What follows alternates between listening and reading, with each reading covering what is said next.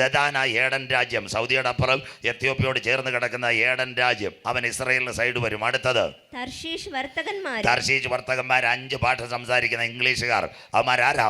1 America, 2 Canada, 3 Australia, 4 Britain, 5 France. ഇവർ 5 പേരും ഇസ്രായേലിൻ്റെ കൂടെ കരമുയർത്തുന്നവർക്കായി. അതുകൊണ്ട് ആ ഹമാസിൻ്റെ പോരാളികൾ ആക്രമണം നടത്തിയപ്പോൾ ലോക ചരിത്രത്തിൽ ആദ്യമായി ജോ ബൈഡൻ പറഞ്ഞൊരു കാര്യമുണ്ട്: സാറേ, ഞങ്ങൾ നിങ്ങളുടെ കൂടെയുണ്ട്. ബൈഡൻ ലോക ചരിത്രം ഞെട്ടി ഡയറക്റ്റ് ഇസ്രായേലിലെത്തി. ബെഞ്ചമിൻ നെതന്യാഹുവിനോട് പറഞ്ഞു, ഞങ്ങൾ കൂടെ. അമേരിക്കയിൽ നിന്ന് ഷിപ്പിനെ അയച്ചു, ഫ്രാൻസ് വേറെ വിമാനം അയച്ചു കൊടുത്തു, ബ്രിട്ടൻകാർ കാശും കൊടുത്ത് കപ്പലും അയച്ചു.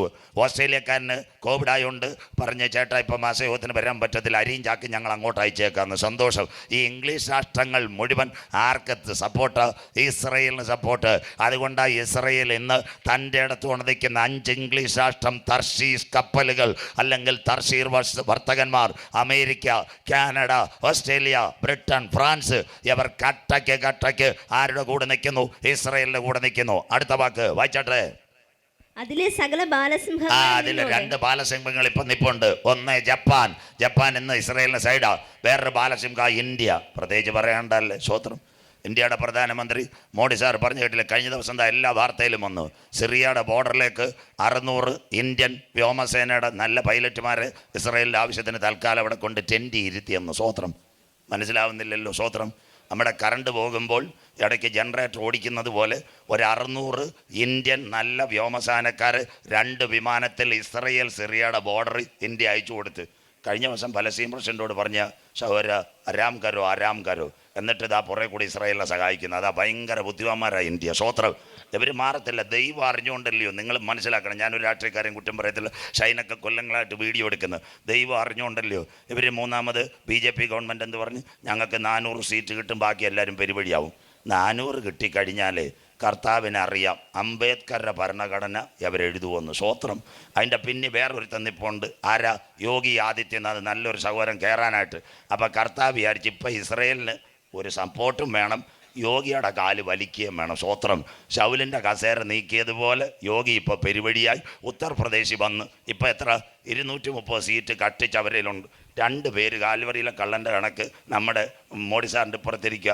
1 RJDയിലെ നിതീഷ് കുമാറും ബാക്കി ചന്ദ്രബാബു നായിഡു. അതുകൊണ്ടല്ലേ പണ്ട് ആരെയും ഗവനിക്കാത്ത മോഡി സാർ ഇന്നാൾ TV കണ്ടില്ല, ഈ ബൈഠോബായി യവന്മാർ പോയാൽ കസേരയുടെ കാല് ഊരും. സ്വത്രം. യവരുടെ കൂടെ നിൽക്കുന്നത്, നിതീഷ് കുമാറിൻ്റെ കൂടെ നിൽക്കുന്നത് ദരിദ്രരാ. ആന്ധ്രയിലെ ചന്ദ്രബാബു നായിഡിൻ്റെ കൂടെ മുസ്ലിംസും ഉണ്ട്, ക്രിസ്ത്യൻസും ഉണ്ട്.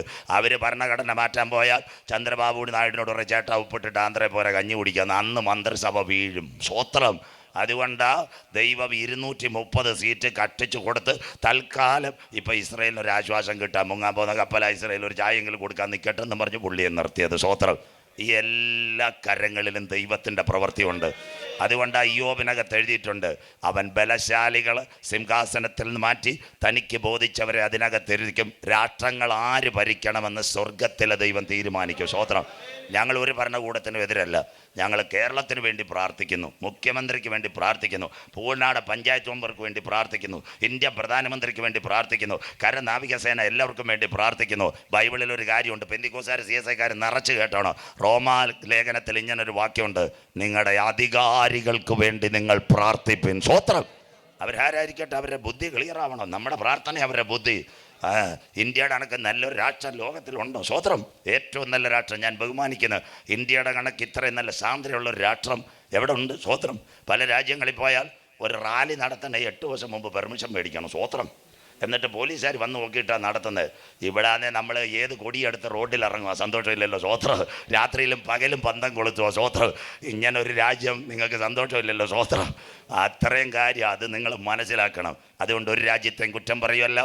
ഇന്ത്യ പ്രസന്റിൽ ആരോടൊപ്പം? ഇസ്രയേലിനോടൊപ്പം. സ്വത്രം. അതാ സകല ബാലസിംഹങ്ങൾ. അടുത്ത വാക്ക് വായിച്ചിട്ട് അവനോട് വായിക്കാം. അടുത്തത്, നീ കൊള്ളയിടുവാനോ. അടുത്തത്, കവർച്ച ചെയ്യുവാനും വെള്ളിയും പൊന്നും എടുത്തുകൊണ്ട് പോകുവാനും കന്നുകാലികളെയും ധനത്തെയും അപഹരിക്കുവാനും ഏറ്റവും വലിയ കൊള്ള നടത്തുവാനും ആകുന്നു. അർത്ഥം പറഞ്ഞുതരാം. എന്താ? ഇന്ന് 31 മാസമായിട്ട് റഷ്യ ഉക്രൈനും അടിച്ചിരിക്കുക. റഷ്യയിൽ ഇന്ന് പൈസയില്ല, യുദ്ധം മുറുകി, കാശില്ല, അവൻ ഇനി രക്ഷയില്ല. നമ്മുടെ ഇവിടെ ആരെങ്കിലും MBBS പഠിക്കാൻ റഷ്യയിൽ പോന്നു? ഒറ്റ കുഞ്ഞുങ്ങൾ പോകുന്നില്ല. അവരെല്ലാം ഇവിടെ തന്നെ ഉണ്ട്, അവരെല്ലാം നാട്ടിൽ പഠിക്കുന്നു. ഇന്ന് റഷ്യയിലെ ഏറ്റവും വലിയ കാർ കമ്പനിയായിരുന്നു ഹോണ്ട. അവർ വേറെ രാജ്യത്തിൻ്റെ, ജപ്പാൻ്റെ കമ്പനിയാണ് ഹോണ്ട. റഷ്യയിലൊരു പ്ലാന്റ് ഏകദേശം 2000 കോടിക്കെങ്ങാണ്ട് പണിയാൻ നിശ്ചയിച്ചപ്പോഴേ റഷ്യ ഉക്രൈൻ വന്നത്. അവർ നേരെ തമിഴ്നാടിൽ മുതലமைச்சർ സ്റ്റാലിനോട് ചോദിച്ച്, അയ്യാ ഞങ്ങൾ തമിഴ്നാട്ടിൽ വരട്ടോ? സ്റ്റാലിൻ പറഞ്ഞ്, നിങ്ങൾ പോരെ, ഇങ്ങോട്ട് പോരുന്നേക്കാ സ്വോത്രം, കേരളത്തിൽ വരും, പ്രാർത്ഥിച്ചുകൊണ്ടാൽ മതി സ്വോത്രം. തമിഴ്നാട്ടിൽ ഹോണ്ടയുടെ കാർ പ്ലാന്റ് ഇന്ന് തമിഴ്നാട് കാണണം. ദൈവമേ, പണ്ട് ഞാൻ ഈ ആണ്ടിപ്പട്ടി, രാജപാളയം, ശങ്കരൻകോവിൽ, സുറണ്ടൈ, തിരുനെൽവേലി, ആലങ്കുളം അവിടെ പോകുമ്പോൾ ഞങ്ങളുടെ പാസ്റ്റർമാരാണ് കഞ്ചാറ് കാറ്റാടി നിന്ന് കറങ്ങിക്കൊണ്ടിരുന്നത്. അത് സ്വോത്രം, വേറെ ഒന്നുമില്ലായിരുന്നു. ഇപ്പം ഞാൻ തിരുനെൽവേലി അടുത്ത സമയത്ത് എന്തോ ആലങ്കുളം കൺവെൻഷൻ പ്രസംഗിക്കാൻ പോയി. എൻ്റെ പാസ്റ്റർമാർ എത്ര കമ്പനികൾ, എത്ര ആശുപത്രികൾ, എത്ര കാർ പ്ലാന്റുകൾ, എല്ലാം ഗോഡവൻ കണക്കിന് പച്ചക്കറി മാർക്കറ്റ്. തിരുവനന്തപുരത്തുകാരോട് പറയാം, തിരുവനന്തപുരത്ത് പഴയ എയർപോർട്ടാണ് കാർഗോ ടെർമിനൽ. രാവിലെ 6:30 ചെന്നാൽ മതി. എത്ര വണ്ടിയാണ് തമിഴ്നാടിൻ്റെ കിടക്കുന്നത്? 40 വണ്ടി. ഗൾഫിലേക്കും അമേരിക്കയിലും പച്ചക്കറി മൊത്തവും തമിഴ് അടിച്ചു കൊടുത്ത് നമ്പർ 1 അവിടെ വെച്ച് അവൻ്റെ ബാങ്ക് ഓൺലൈൻ കഴി കാശ് മേടിക്കുന്നു. മലയാളി ബിവറേജസിൻ്റെ മുമ്പിൽ ക്യൂ നിൽക്കുന്നു. പ്രാർത്ഥിയൊരു മലയാളി സ്വോത്രം. പച്ചയ്ക്ക് പറയാം, വീഡിയോ എടുത്ത് ഞാൻ പോസ്റ്റ് ചെയ്ത് തരാം, ചൈനൂടെ കൊടുക്കാം സ്വോത്രം. പഴയ എയർപോർട്ട് തിരുവനന്തപുരത്ത് കാർഗോ TN 75 TN 16 ആ കോവളം വഴി വണ്ടികൾ വന്ന് ടൺ കണക്കിന് നമ്പർ 1 പച്ചക്കറികൾ മൊത്തം അമേരിക്കയിലും ഗൾഫിലും ഇവന്മാരായി എക്സ്പോർട്ട് ചെയ്യുന്നത്. പൈസ ഡോളർ വഴി അവൻ്റെ അക്കൗണ്ടിൽ എത്തുക. മലയാളി പോവും ബിവറേജസ്, ഇന്നീ പ്രാർത്ഥിയിൽ തീരാൻ പോവുക സ്വോത്രം. അവിടെ തമിഴ് നല്ല കാശുണ്ടാക്കി സ്വോത്രം. അത് നല്ല കാലം, ഞാൻ കുറ്റം പറയുകയല്ല. അവരെല്ലാം വളരെ വികസനത്തിൽ പോയി. അത് കഴിഞ്ഞിട്ട് ഇന്ന് റഷ്യ സാമ്പത്തികമായിട്ട് തളരുന്നെങ്കിൽ റഷ്യ ഇസ്രയേലിനെ ആക്രമിക്കും. ഇതൊരു ജാതി ആക്രമണമല്ല. ഇവിടെ ദൈവമക്കൾ മനസ്സിലാക്കണം, എന്തിന് റഷ്യ ഇസ്രയേലിനെ ആക്രമിക്കും പറഞ്ഞു തരാം. ഇന്ന് രാത്രി ഇസ്രയേലിനകത്ത് 3 കാര്യമുണ്ട്, ചെറുപ്പക്കാർ മനസ്സിലാക്കണം. 1, ലോകത്തിലെ ഏറ്റവും നല്ല ധാതുലവണം കിടക്കുന്നത് എവിടെയാണെന്നറിയാമോ? ഇസ്രയേലിൽ. ലോത്തിന്റെ കാലത്ത് തീ ഇറങ്ങിയ ഒരു കടലുണ്ട്, ചാവുകടൽ. ചാവുകടലിനകത്ത് 4 കാര്യം കിടപ്പുണ്ട്. തോറിയമുണ്ട്, ലിഥിയമുണ്ട്, യുറേനിയമുണ്ട്, പ്രൊട്ടറ്റീനിയമുണ്ട്. ഈ കാര്യം കിട്ടിയാൽ റഷ്യയിലെ ആണവ നിലയം കറക്കാൻ പറ്റും. പാലും തേനും എടുക്കുന്ന കനാൻ ദേശം. 2, ലോകത്തിലെ ഏറ്റവും കൂടുതൽ ഗ്യാസ് കിട്ടുന്ന സ്ഥലം ഇന്നത്തെ ഖത്തർ. ഖത്തറിൻ്റെ 4 ഇരട്ടി ഗ്യാസ് ഇസ്രയേലിൻ്റെ വടക്കേ അറ്റമായ ദിമോണയിൽ ഭൂമിക്കടിയിൽ ഉണ്ടെന്ന് റഷ്യ കണ്ടുപിടിച്ചിട്ടുണ്ട്. 2ാമത്തെ കാര്യം. 3, ലോകത്തിൽ ഏറ്റവും കൂടുതൽ എണ്ണ കിട്ടുന്നത് സൗദി ആരംകോ അല്ല, അബുദാബി അഡിനോക്കല്ല, ഇസ്രയേലിൻ്റെ നേരത്ത് ദാണ്ട് യാഫ ഹൈഫ അവിടെ കടലിനകത്ത് 2 എണ്ണക്കിണറ് ഇസ്രയേൽ തുറന്നിട്ടുണ്ട്. 1ൻ്റെ പേര് ലവ്യാദാൻ, 2 തമാർ. 2 എണ്ണക്കിണർ ഇസ്രയേലുണ്ട്. 2 തുറന്നിട്ടുള്ളൂ. കുവൈറ്റിൻ്റെ 4 ഇരട്ടി കിടപ്പുണ്ടെന്ന് എണ്ണ. ഇത് കിട്ടിയാൽ റഷ്യ രക്ഷപ്പെടും. നാടൻ മലയാളം അമ്പൂരിയിലെ ഞങ്ങളുടെ പ്രിയങ്കരനായ തോമാച്ചായൻ 3 കാര്യം. 1, കുരുമുളക്, 2, ഇഞ്ചി, 3, റബ്ബർ. മനസ്സിലാകുന്നവർക്കായി ദൈവത്തെ വാഴ്ത്തുന്നു. കുരുമുളകിൻ്റെ വില പോകുമ്പോൾ ഇഞ്ചിക്ക് വില ഉയർത്തും, ഇഞ്ചിയുടെ വില പോകുമ്പോൾ റബ്ബറിൻ്റെ വില ഉയർത്തും. ഇന്ന് രാത്രി സാമ്പത്തികമായി തകരുന്ന റഷ്യ അവസാനത്തെ അച്ചുതുണ്ടായി ഇസ്രയേലിനെ ആക്രമിക്കും. 1, ഗ്യാസ്, 2, ക്രൂഡ് ഓയിൽ, 3, ധാതു ലവണം. അതാ അന്തിമ യുദ്ധത്തിലേക്ക് അറബ് ലീഗുമായിട്ട് ഏർപ്പെടും. ബൈബിളിനകത്തുണ്ടോ ലോകത്തിൽ ഏറ്റവും കൂടുതൽ എണ്ണയുള്ള സ്ഥലം? സൗദി അല്ല, ഖത്തർ അല്ല, കുവൈറ്റ് അല്ല. ആവർത്തന പുസ്തകം 33-ാം അധ്യായം 24-ാം വാക്യം. എണ്ണ എവിടെ? ആവർത്തന പുസ്തകം 33 24-ാമത്തെ വാക്യം വായിച്ചാട്ട് മക്കളെ. ആശേറിനെ കുറിച്ച് അവൻ പറഞ്ഞത്, മറിയാമ്മച്ചയുടെ ഗോത്രമാ ആശേർ ഗോത്രം. അതാ കാനാവിലെ കല്യാണ വീട്ടിൽ യേശു പോയി. ആശേർ ഗോത്രം മനസ്സിലാക്കണം.